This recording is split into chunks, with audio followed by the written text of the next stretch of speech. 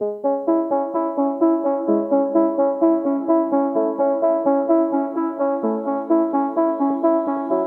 is Seasons of Discontent with your hosts Rick Snyder and Matt Combs on the Hogstein Network.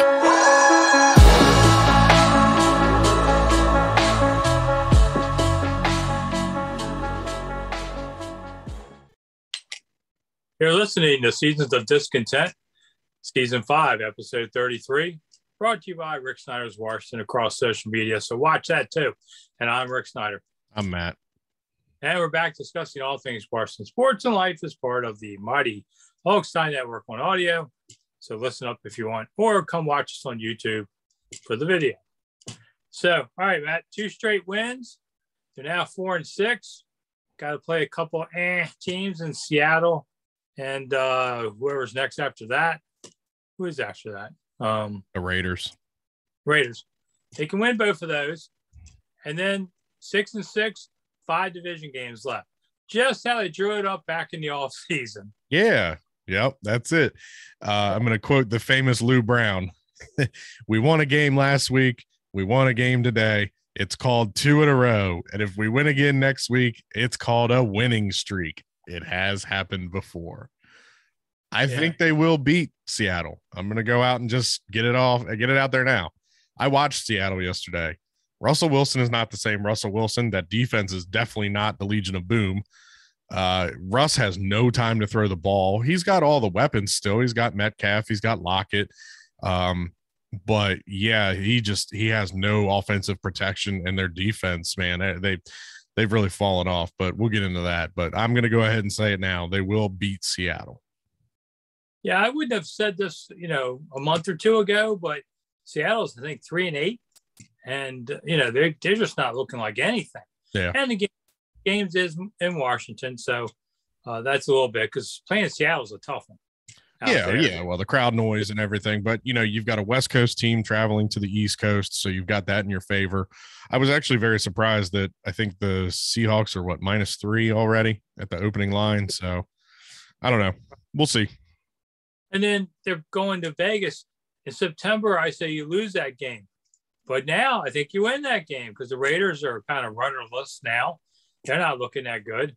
It's funny how the season goes. Yeah. And maybe breaking right for them now that they can do it. I mean, Carolina, a couple months ago would have been a much tougher team. Yeah. Tampa Bay maybe too. So I'm not saying they're getting lucky, but timing's everything in the NFL. Yeah. And then suddenly, Rivera's talking today about, wild card's the probable thing you're going for, because Dallas would have to just completely collapse not to win the division, or maybe Philly, but they're a couple games up. Yeah. It's hard to run them down. You could beat Dallas twice and make it interesting. I don't know if they will, but it's a much better team. And it's the funny part is you lost to 2 players you thought you were going to need the most. Your 2 defensive ends, and they're out. One for the season, one for maybe the season. But you know what showed up instead? Chemistry. Yep. Sometimes you rely on these guys too much, and now everybody else has to buckle up. And I thought, the backup ends, I thought played okay. Not great. I think Two Hills, definitely a drop down. But, then the secondary showed up more. And then the offense is playing well, and Heineke's just getting better. But chemistry is really carrying it. Now, just like last year, they were 2-6, 2-6 again. Now Rivera says, well, the difference is the guys are starting to put it together. Well, that'd be nice if you didn't have to spot half a season before you figured this out. We have these games in September. You might want to try aiming for those. But could they still make the playoffs? Yeah, they got a puncher's chance. I mean, because there's a 7th playoff team this year too. Right. And that's what I was going to say is last week when we were trying to figure out the playoff teams in the East, in the NFC, I mean, we had forgotten about that 7th game, or that 7th team now. With the expanded schedule, you get an extra team in the wild card. The only one that gets a bye wild card weekend is the number 1 seed. So it's possible. Ask me a month ago, I wouldn't have said this, but look, Rick, you're right. They lost Young, they lost Sweat, they've lost Fitz. Curtis Samuel's never played. I mean, a lot of these guys that you were expecting to be leaders and to lead this team this year have not played or have been lost for the rest of the year. It's just funny, man, and I tell you, look, I'll be the first one to admit it. A month ago, did I think Taylor Heineke was a starter in this league? No. We both sat here and said he's a solid backup. He's a solid number 2. I don't know what he did during a bye week, but the past 2 games, he has come out and he has shown the part of a starting quarterback in the NFL. He had I think he had a PFF grade of like 88 today or something like that. He had a rating. I think he had a QB rating of like 140 yesterday. He hasn't thrown any picks. He hasn't made any mistakes the past 2 weeks. And those are 2 things. We talked about him being a quote unquote game manager. And that not only goes with, the obvious part of being a quote unquote game manager, but it's protecting the football, and that's what good starting quarterbacks in this league do, is they protect the football. Taylor's protecting the football. Does he still have a little bit of that Favre gunslinger mentality with the, he's going to a gunfight with a noodle, but he's playing the part, man. And I can't, discredit his game the past 2 weeks. Well, he threw 2 completions sidearmed around players. Yeah. One on 4th down. But the strike in the end zone between 2 defenders, that was a missile. And he threaded the needle on that one. I don't know where he got that arm strength from, but he shot that sucker in there, man. And I said it before and I'll say it again. I mean, one of the most underrated weapons on this team and this is something that, Rivera has been able to do over the past couple seasons.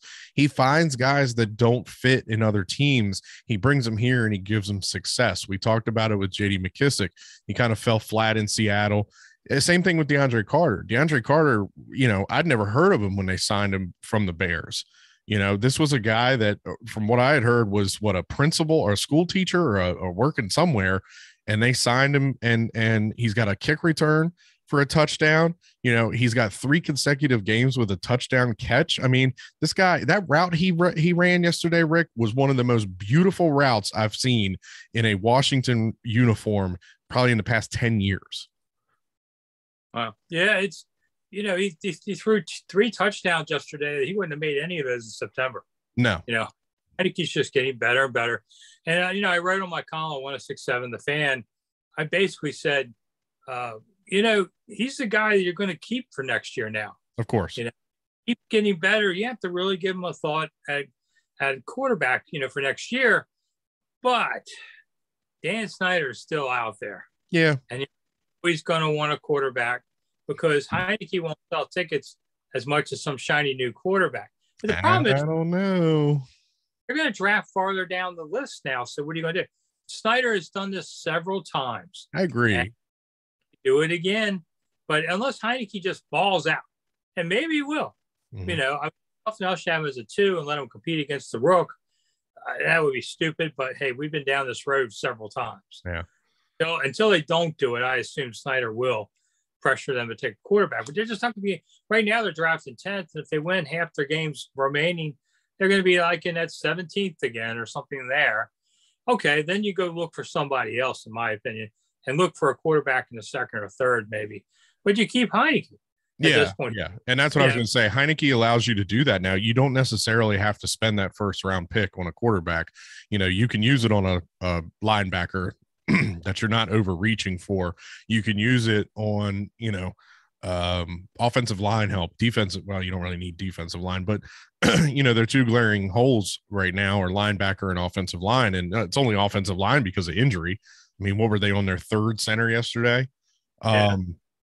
But yeah, Heineke's play and Heineke's performance allows you to maybe think outside the box when it comes to that 1st-round pick and go somewhere else. Now, I did read the PFF grades, or the PFF mock draft that came out today. Washington is picking 10th, and it has them taking Sam Howell, the quarterback from North Carolina. Most of it is because it seems like it's a very heavy defensive class this year. The first 9 picks pretty much were all defense, except for I think they had Philly taking a wide receiver. And the Giants took an offensive lineman. Yes, Howell was the first quarterback to go off the board at 10. So, hey, if it plays out, and it never does, it never plays out like the mocks. But if it did play out like the mocks, we had our choice at the best quarterback available. But then again, we've talked about it. That quarterback class coming out of college is not what it was last year. The thing I want to see most from Heineke is when they go Dallas, Philly, Dallas, Philly. Yeah. And tell me what you do in the second games against both. That's where, because Tampa was a second shot at seeing them. Carolina, you knew a little bit more about them than normal. He does better with that. So show me what you do the second time around there. And even though it's so quick to turn around, that's going to be real interesting to watch what he does there. Yeah. Yeah. And I mean, honestly, Rick, the team that showed up the past 2 weeks, like we said a month ago, that team definitely would have beat Green Bay because Green Bay was just trying to give them the game. That team would have beat the Saints and you could have been in a better position than you are today. But, this happens every season. It seems like we go in with all these mega stars and all these guys that we expect big things out of.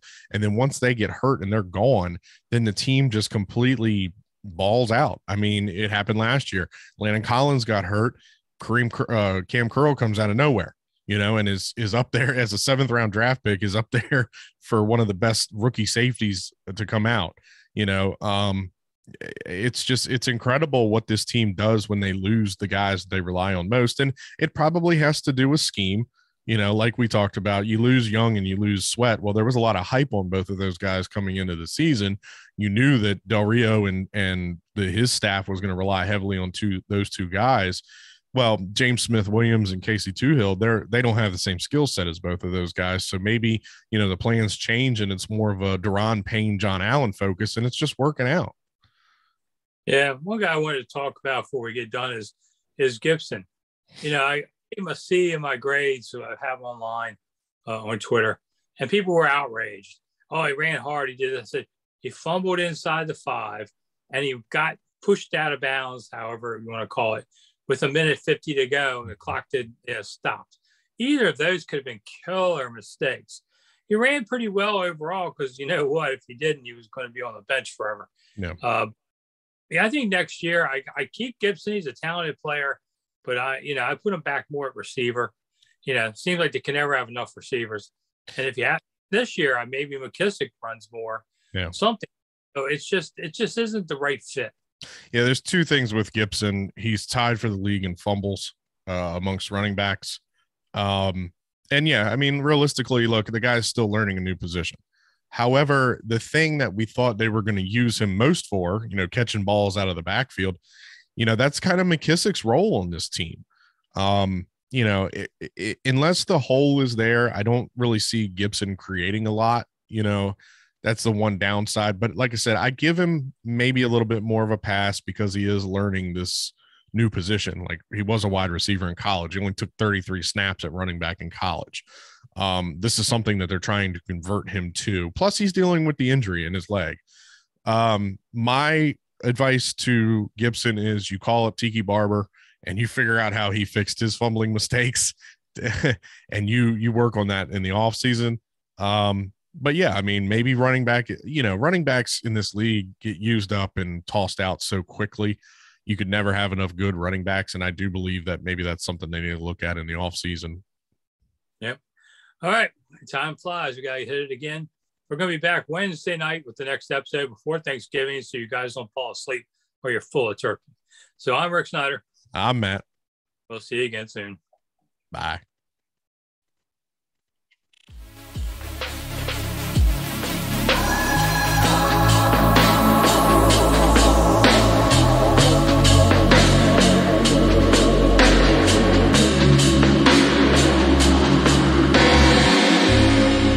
Thanks for listening to Seasons of Discontent on the Hogstye Network.